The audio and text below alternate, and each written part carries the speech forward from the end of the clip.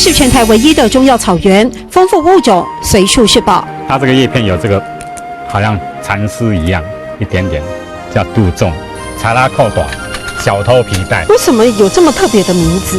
去偷人家东西，怕失风被人家抓到，被警察刑求或给人家揍的时候，用它的那个树皮做护带，就把它搅一搅，不会受到内伤。原本种茶的萧玉田跟着经营中药行的老董事长种药草，30年钻研药草用处，眼前景物依旧，但人事已非。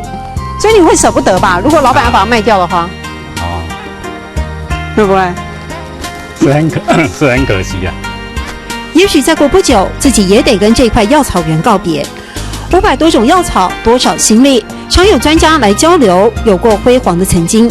我们就想说种一些活的东西，让人家认识。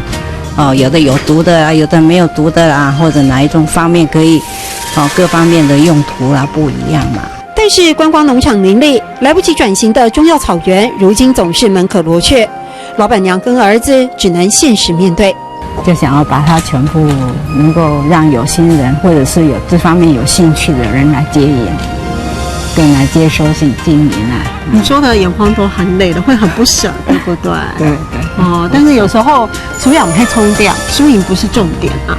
过程最重要啦，过程最重要，而且是会一直就觉得有点不舍，当时先生一直想要推广的那点心。对。一心想要传承丈夫最热爱的草药文化，有妈妈一直强调，这只是短暂的跟这一块土地做告别，他们一定会在另外一个土地上找到新的出发点。主养唔系冲掉，高草追葱烟；主养唔系冲掉，高草追葱烟。